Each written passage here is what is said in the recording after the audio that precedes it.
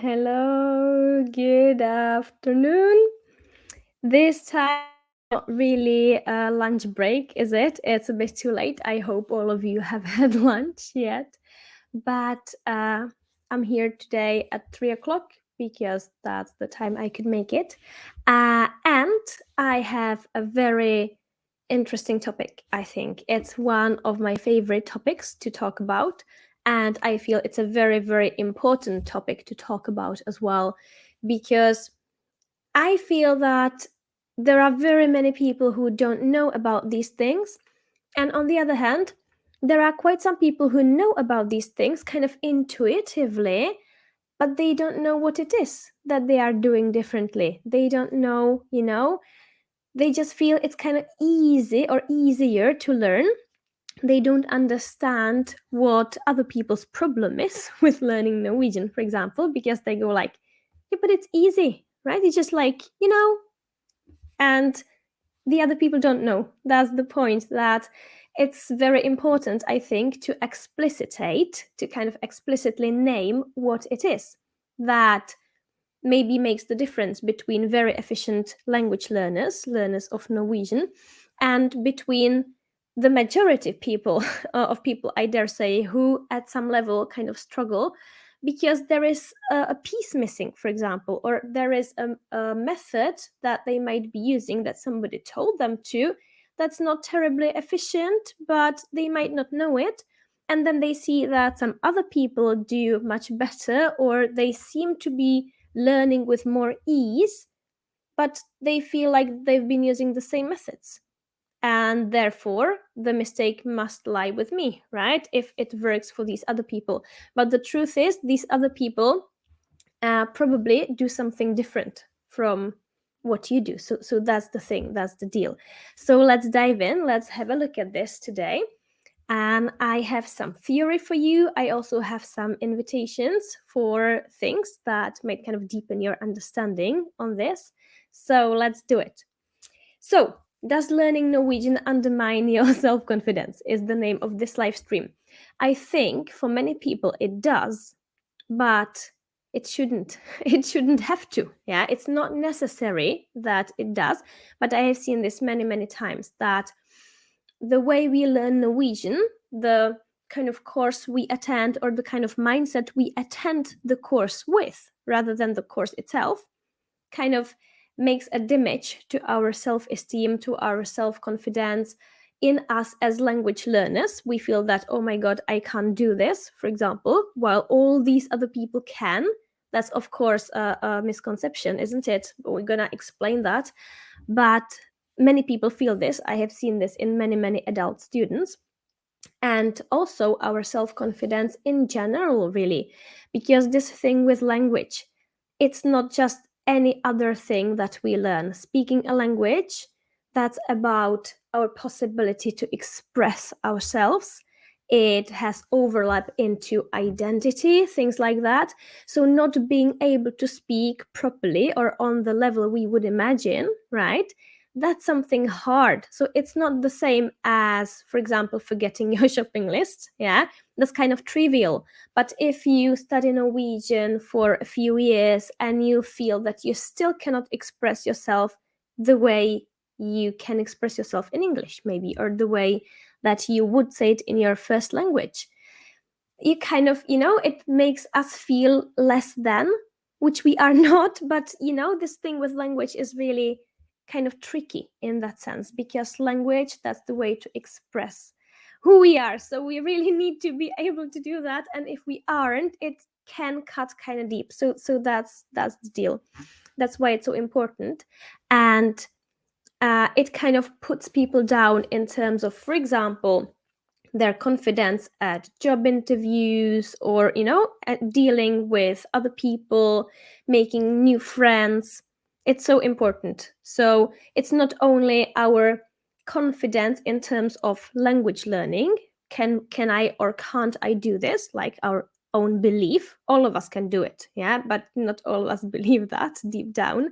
And our confidence in general, yeah, like in the society, because language is so important. It's different from just any other learning of other things. So let's get into this. I just want to say at the very beginning, I'm gonna say it at the end as well, but I have this series of 10 Norwegian myths going on. It's for free. The link is above the video or possibly under, depending on what the social platform does to it. I think it's above. And it's called Norwegian Myths. And there I talk about 10 of the most common myths that I very commonly see in practice. And it's about 5 minutes per myth. It comes into your email, one per day. So it's a very good way to kind of deepen on this if you want to. So you can get that above the video. That's for free. And now let me just talk about two things that I feel are the most crucial and that are kind of under some of those myths. I'm not going to talk about all 10 today because it would take probably a long time, yeah. But let's have a look at two very crucial points. And point number one is that very often when we attend school, when we attend language classes, when we read a textbook, right, we kind of fall for the misconception that we learn a language by studying the grammar, studying the vocabulary, and then putting them together. And this is like the most crucial misunderstanding, I would say, because this is so untrue. Like, if you imagine that children would be learning this way, they probably wouldn't speak, right? Any of them by the age of 15, they still couldn't speak, probably, yeah? Because this is very technical and it makes sense to analyze like this if you want to become a linguist. But speaking is not really, like, we know this from research. Yes, speaking, if you speak naturally in a language you are proficient in, like your mother tongue or another language that you know well, speaking is not applying rules to words. It's not. The rules, we get them by the analysis, and they help us as adult learners to understand things. They make it easier to make sense of things. They make it easier for us to learn to speak on a certain level. But speaking in itself does not work like that. We do not, when we speak, we do not fill in words into structures. Rather than that, we have a pool of what has been called chunks. Chunks means basically like bits or larger pieces of things. You can imagine it as a phrase. We call these chunks because both phrase and collocation and idiom and whatever, all of these have specific definitions in the literature. So that's why we call them chunks, to kind of say all of these. Chunk is a general term for any sequence of words that commonly occur together, yeah, or for a structure that commonly occurs like that. So if you think of Norwegian, then for example, jeg har ikke could be a chunk. Yeah, it's kind of far-fetched to call it a phrase. It's certainly not a collocation, it's not an idiom, but it's not jeg plus har plus ikke either. It's not like when somebody says jeg har ikke, it's not like they are making that phrase anew, are they? Certainly not native speakers. And with a primitive phrase like this, even learners of Norwegian learn this the right way eventually as a chunk. So when they want to say that they don't have something, they go like jeg har ikke. And then there comes the slot where you actually have free choice, right? You have to put in the right kind of word, but we manage that quite naturally. Så jeg har ikke hva? Jeg har ikke tid. Jeg har ikke råd. Jeg har ikke bil, right? Jeg har ikke barn. But this jeg har ikke, it goes the same every single time. So it would be kind of stupid to imagine that in your head you go like, all right, subject, then verb på plass to, har, then comes the ikke, la la la la la. That's not what you are doing, right? But when the grammar becomes a little more, say, complicated, because most of us wouldn't say that jeg har ikke tid that there is grammar in that sentence, really, yeah. But there is, of course, yeah. All these rules apply there as well.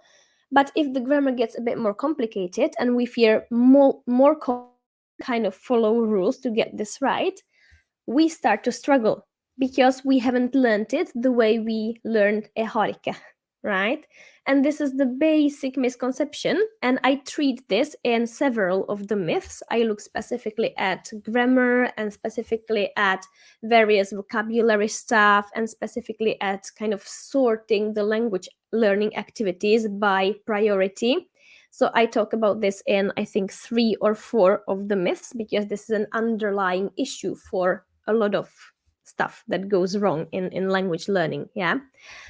That, back to my original thread, if we kind of assume that we have to learn the rule and put in the words, and then we have some kind of complicated grammar, like the word order in a letsetning, yeah, then you need to get the ikke in front of the verb and the subject next to the conjunction and la la la la la. And there are a lot of rules, and on top of that, you have to recognize that this is a letsetning in time, right? Before you say it, you have to know that and apply all these rules.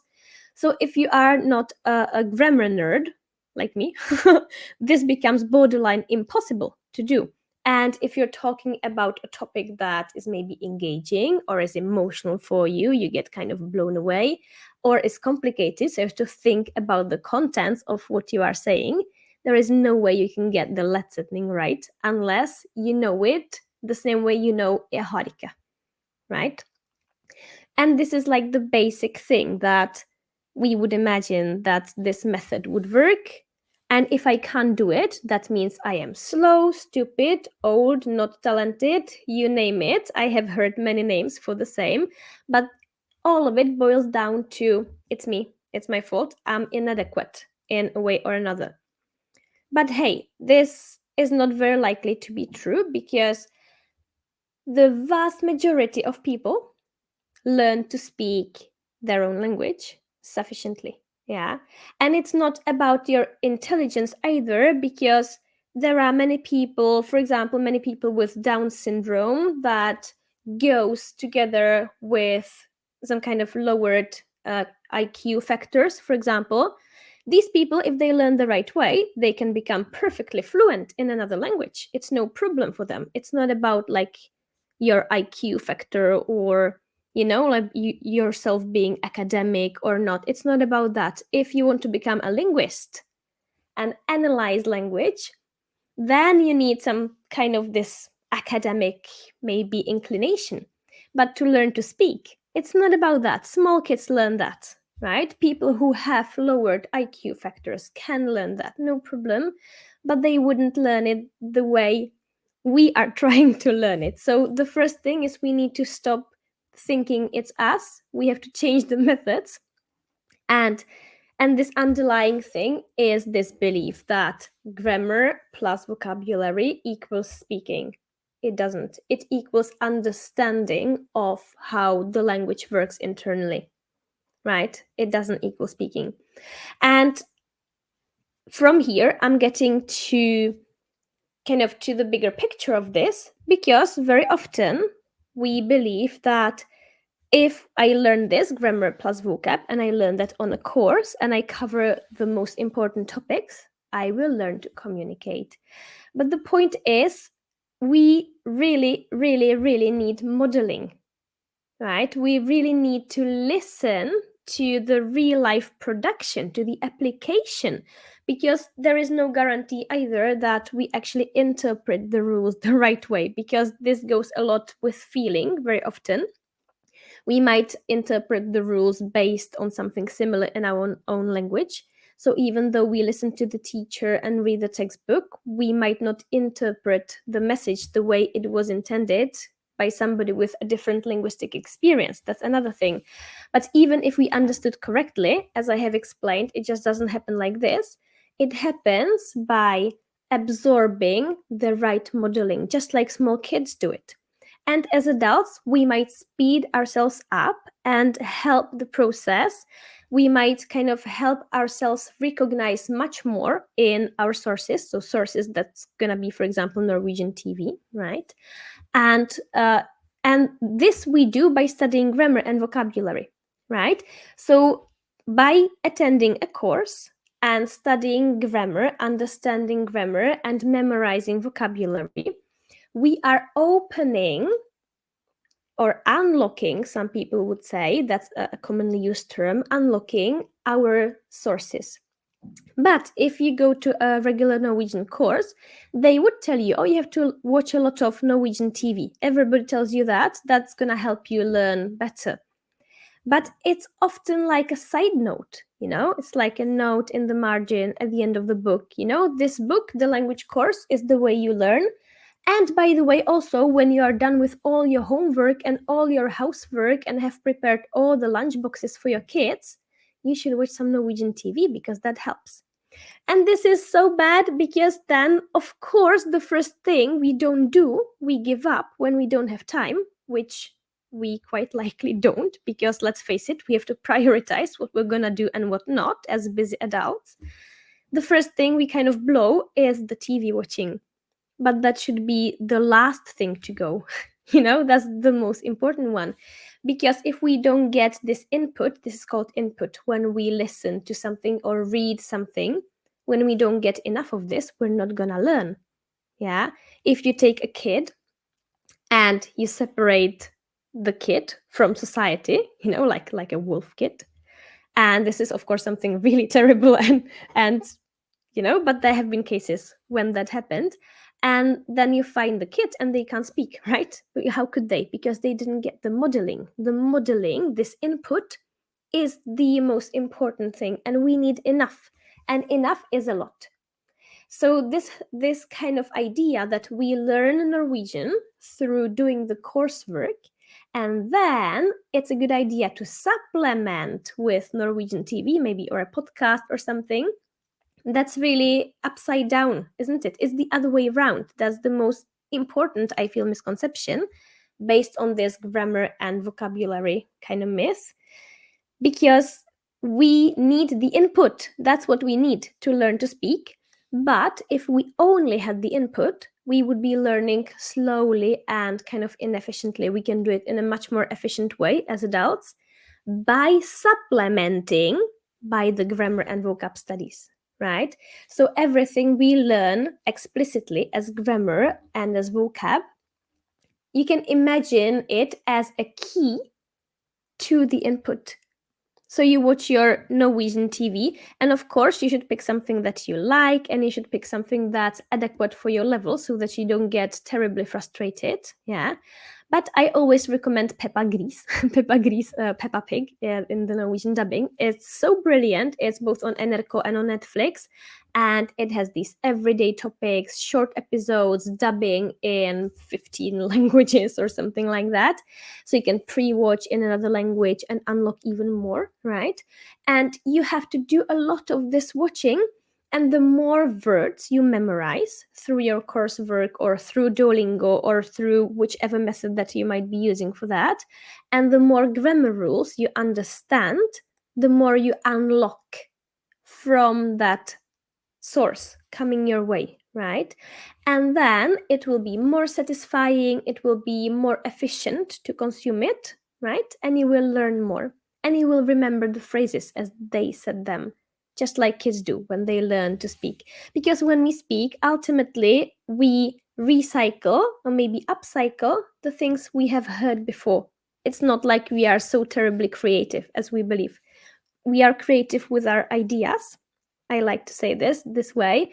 We are creative with our contents. We are not so creative with our structures, right? We mostly repeat things we have heard or said before. So this is the deal. It doesn't work any different way in Norwegian than it does in your first language. So I would say this first underlying issue that I also touch upon in many of those myths that you can get above the video is that we get it the other way around. We think, okay, grammar and vocab is the deal, and then hopefully I might supplement with some TV, but really the TV is the deal, and the the grammar and the vocab is the supplement. So if you have to give something up, you should give up the grammar first, I would say. It sounds shocking to say that, but if you have to prioritize, and I deal with that in one of the myths specifically, it's just about that. If you have to prioritize, blow the grammar first and do your explicit vocab studies, because that unlocks even more, yeah, than the grammar. Because without words you can't speak, without grammar you can make things work, without words no way, right? So words are more important than grammar. And the last thing to go is the TV watching. Yeah, so it's the other way around. So that's the one big underlying issue I wanted to talk about today. And I want to give you another one that I also kind of address through some of the myths that are linked above.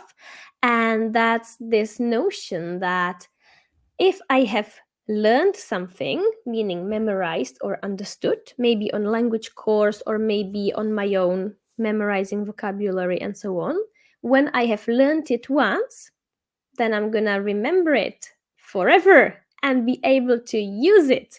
And you might have heard me talk about this before.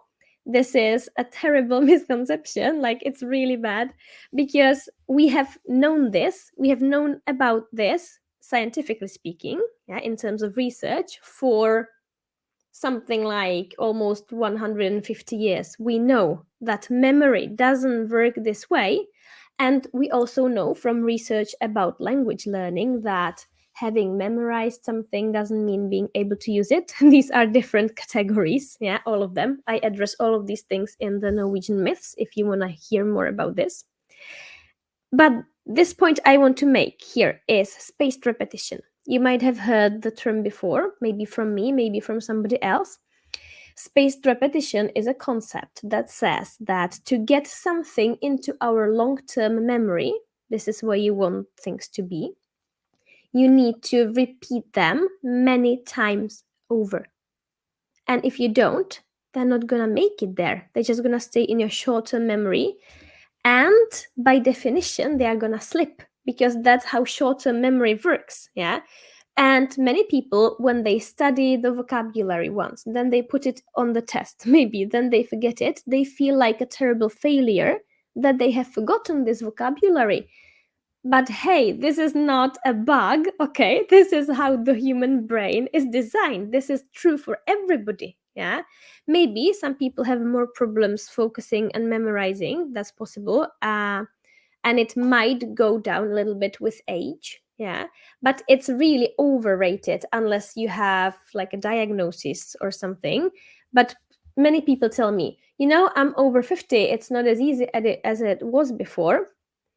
Nah, you know what? I think there might be some factor here, but I think this is largely overrated, because the point is that when you were at university, maybe, and you were young, and maybe you didn't have kids or you didn't have as many responsibilities at work, etc. Yeah, I feel that as you approach middle age, there is just like much more different things on your plate than when you were a student, right? It's not true for all people, of course, but on average, when we study.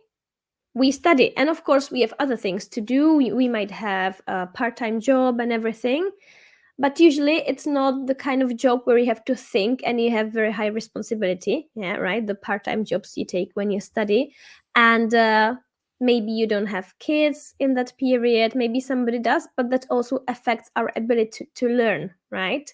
So that's the deal. That when yes, when we are young and we are in the flow and we are used to studying and we go on and we know we are on fire, it seems more easy because it's something we practice a lot. We practice studying a lot, and then we stop practicing studying, and then when you want to get back to it, it's harder and you have so many other things on your plate. So I think it's more of this than the age factor alone. Yeah, because I've had students over 50 who did really well. Yeah, they outperformed 20-year-olds. They were really great because they did it right. They did the right thing and they believed in themselves. and you could say like they were talented or something. But I remember specifically one student I had, and she learned very communicative Norwegian within maybe 2 years, and she was, I think, 60, and she was so motivated, and it motivated me how motivated she was, and she believed she could do it. And she didn't have any academic at all. She worked with her hands, so she didn't have the experience of university studies either, and it went smoothly for her. And I wouldn't say she was like a linguistic talent or anything. She didn't like analyzing sentences or anything like that. She just did the right thing, you know. So that's about the age thing. And back to this misconception, we believe that if we forgot the things after one session of memorizing them, then there is something wrong with us. But good news, it just means you are normal. If you forget most of the things you studied when you crammed once, that's what research shows happens. Because, and this research started already in the 1880s, somewhere around that, when this was first discovered, or rather described in research terms. And that back then it was called the forgetting curve. And since then, we have known about this on a theoretical level, but the school systems have been lagging behind quite badly. I feel like my school didn't reflect this at all. And I went to school in the 1990s and the early 2000s, right? And there was no speaking about spaced repetition, and the curriculum didn't look like that. It was this traditional thing, you know, here is your material, the test is on Wednesday, and then there was another test, another test, another test, and we didn't get back to the old stuff. And I'm guessing that many of you have been through the same thing, and with languages as well. Yeah, here is your vocabulary list, the test is on Wednesday. But if you don't get back to these words, you're gonna forget them. And the statistics say something around 2/3, probably, if you don't remember them. So at least 2/3 are gonna go. And this is natural and it's efficient because the brain cannot remember everything. It would be, you know, like energetically speaking, you will use too much energy and the brain would have to be too big and whatever, you know. It already consumes so much of the energy from our food. A lot of that goes to our brain already. So it's just inefficient and impossible to remember everything. And so the brain has to have a measure for what's important and what's not. And the measure is what repeats is important. So if we think that we cram the vocabulary and magic, we know all of it, and if not, we are stupid, then we have misunderstood this thing about the human brain. And I get this so often, like, you know, I studied and you know, sorry teacher, I forgot this, I know you explained it, but I still can't use it. And I'm like, I explained it once. And they're like, yeah, I know, sorry, I don't know it. And this comes from our school systems that did not reflect this thing about spaced repetition. Yeah, that if you don't hear it many times over from different angles and in practice, you're not gonna remember it. And it's not you, it's, or I mean, it is you, but it's not a bug. Yeah, it's how the brain is supposed to work, because if it wasn't, then we just couldn't function, we would be so overwhelmed. It's a similar thing to this attention, like specific attention, you know. When you think about something, you're focusing on that, and maybe there is a noise from the street and you can't hear it, you know. Sometimes you can't hear the cars in the street because you're working and your brain just filters that out. And maybe when you can't sleep at night, you hear those cars and suddenly you become very painfully aware of them. But when you're doing other things, talking to people, you can hear them, but your ears can still kind of sense, you know, they can still hear it, but your brain is just saying like, no, no, no, no, don't give me that, right? Because it's filtering it out. And it's the same thing. If something repeats often enough, your brain is going to say like, aha, okay, good, you can come into the long-term memory. And of course I'm saying this way too simply, but you get the point. And if you just hear it once, the brain goes like, interesting, huh? And then it drops it the next day already, or in a week's time, because, you know, like a shopping list, you need it until you do your shopping. But what would you do if your brain remembered your shopping lists from 5 years ago? It's just so inefficient. And the brain doesn't know in itself that this vocabulary list is important to you, right? So we need to revise. We need to maybe use a spaced repetition system for the memorizing itself to make it easier and less frustrating. Duolingo, by the way, has spaced repetition going on. It kind of gives you the same kind of phrase and structure, again, with varying intervals. That's spaced repetition built in. That's part of why Duolingo is so popular. It's part of why it works, because it doesn't tell you, you should know this, I told you this. Duolingo doesn't tell you that. Duolingo serves you the same structure again and again and again.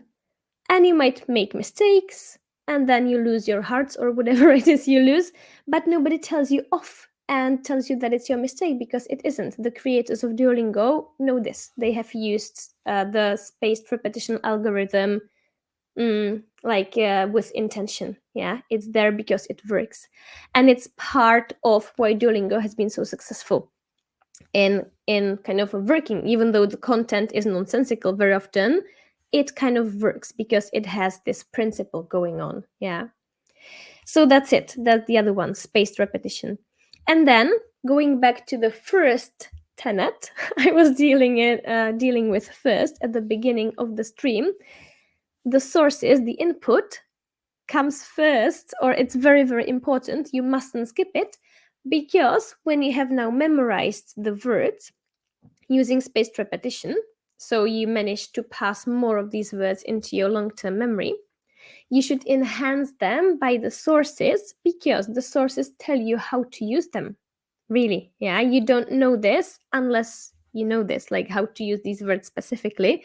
You learn it by observing, absorbing, and repeating, and actually like repeating out loud, repeating in your speaking these phrases from your TV, from your podcasts and everything. So whatever you have memorized using spaced repetition, not getting frustrated about forgetting things, because you are gonna forget, that's natural. Whatever you have memorized unlocks your input. So these two are interconnected, of course. Yeah, everything is interconnected in language learning. So if you study using a spaced repetition flashcard program, study vocabulary, then maybe if you clarify the grammar and practice the grammar that is unclear to you, that is relevant to you, and all the time you watch all these sources, you're gonna be fine. You also need feedback. That's the last ingredient we need to come up to a high level. You need some kind of feedback that you give yourself or that you get from somebody else. But like the TV is the basis, and the vocabulary you should be learning by spaced repetition, or basically everything. It's not only for languages. It goes for the grammar as well. Forgetting the grammar rule is very normal, and not being able to apply it, very normal. Yeah. And research really varies in how many times we have to meet a word or meet something, meet a concept, so that we actually acquire it. And some people say you have to meet the word 7 times before you kind of before you stand a chance to pass it into your long-term memory. And as we have talked about, long-term memory in itself is no guarantee for being able to use it. You need the sources and the chunks to accomplish that. But this is on average, of course. It might go faster with some words. It might go much slower with some other ones, but on average.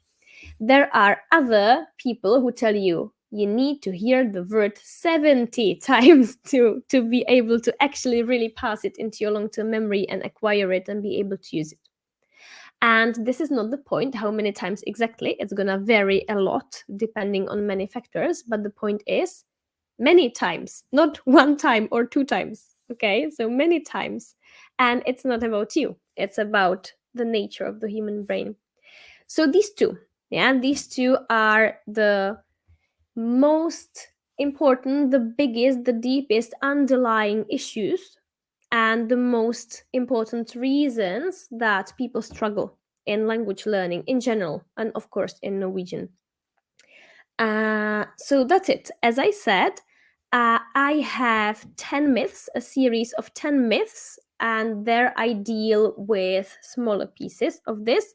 And these things I mentioned today, those are the underlying issues for many of these. So in the myths, I get into the practical specifics of this, 5 minutes per myth, and you can get them in your inbox, one myth per day, so that you don't get overwhelmed and can keep up. Also, to these myths, I give an exciting bonus. If you get through all of them, then you can book a bonus with me. So I think it's a good one. You can check it out when you get through all 10. Also, one more thing I want to invite you to is if you feel that you would like to work in your Norwegian and you are not the material for language courses, or not anymore, if you need something that fits your schedule and things like that, I have a few open spots still for one-on-ones. And I have summer bonuses now, so it's a good thing to book before the summer. So I have put the link above the video as well. If you want, you can have a look at it and read what it is about. Because I'm very human in that sense, and I got very delayed. I didn't get the chance to update the page the way I wanted to. But these summer bonuses, what are they? I offer 1 month cooperation and a 3 month package and a 6 month package. And of course, you can renew your package. Many students do that they buy 3 months, then another, or they buy three, then they buy six, or whatever. And you can divide your payment, definitely. So it's up to you if you finish there with your project, or if you can have a long-term cooperation as well, right? Built out of these packages. But normally, the 1 month costs much more than 1 month in a package, because I feel that learning a language is a long-term project. You can't see so much progression in just 1 month. So that's why I don't like selling a single month normally. But now, before the summer, if anybody is interested to try it out and to take the month of June, then you can get the 1 month for the price of 1 month in a 3 month package. Yeah. So there is a discount on the single month just now in June before the summer, if somebody wants to test it out, because I want to encourage people to do something before the summer. I feel that many people are kind of falling into the summer mode, and they're like, yeah, I don't know if it's worth it to learn Norwegian now, because it's almost July and nothing happens in July, and I might start in August. But August starts slowly. If you have kids, then August is chaotic, right? You know that. And then it's more like September. But you can do stuff during the summer as well. So that's why I decided to offer the month of June for the same price as if it was a month in a package and not a single month. And to the packages, I have a bonus for those, the 3 and 6 month package. I now offer access to the platform Bazaar. It has exercises, text, listenings, a lot of listenings, and together with motivational messages from me, so that you can have that for July. The access would be from now until the end of August, because that's when the licenses run out. And throughout July, there is this accountability program with me, that every week I check on you, and I motivate you. I can have a look into Bazaar, what you've been doing, and so on. And you can ask me a question or two as well if you need, because we take holidays in July. Yeah, with basically all of my students, we have a holiday month in July, but they can be doing things, listening to stuff in Bazaar, and they get these motivational messages from me, so that they feel compelled to do it, yeah, rather than drop it.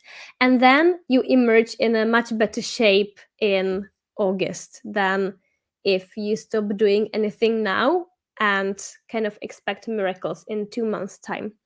So that's it. Yeah. So 1 month in June, then a holiday with the accountability program in July, and then 2 months. And then there is the new date for Norskprøve, isn't there, at the end of September. So I feel that a 3-month package right now would be a very good fit if you want to do norsk prøve in September. So just saying, check it out up there. The bonuses are not written in there because I really got delayed with this, but they are in place. Everybody who books now is gonna get them. You can also book a call with me to kind of check like what your needs are, what your expectations are. Is this good for me or not? That's for free. It's 15 minutes. Just a quick call to check if the program could be good for you or maybe if it's not, right? So that's another invitation. No, before the summer, I feel it's better time than any other to start now and not to kind of rot during the summer holidays, right? The last invitation is a little vague, but I want to tell you already now that towards the end of June, so right before the summer holidays, I'll be running a free mini course, and it's gonna be about a little bit about these strategies, how to apply them, how to open your eyes to what language learning is and how to learn in a more efficient, more satisfying, less frustrating way that kind of builds your self-esteem rather than damaging it, because that's what I've been seeing so much with adult students. So that's a very vague invitation right now. I don't have the exact date, but it's going to be the last but 1 week of June. So it's coming quite soon. So get ready. I'm going to be posting about it like crazy to invite as many people as possible. And yeah, I really feel it's good to have a boost before the summer, not after the summer. After the summer, it's a bit like the New Year's Eve, or like the New Year's Day. We kind of get this new energy in ourselves, but is the period before that's often the problem. So I really want to motivate people before the summer. So that was my last invitation. I think I said all of it. If you have any questions to the topics that I talked about today, or if you have any requests for any other topics that you would like me to talk about during a live stream, or if you have a question about all the stuff I was inviting to now, happily put those in the comments under the live stream.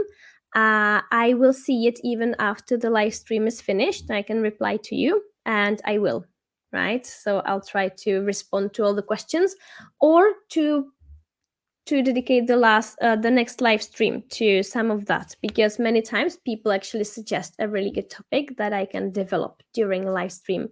The next one will be sometime in the first half of June, and you'll get the invitation, I'm hoping, on social media. I'll always try to post the invitation at least a few hours before the live stream, and then it stays there, right? So you can follow me on my LinkedIn or Facebook so that you can have a look at the old live streams as well. Or you can sign up for the myths, and then you will get email invitations to live streams as well. I always try to put them together. Right. Okay, that was everything.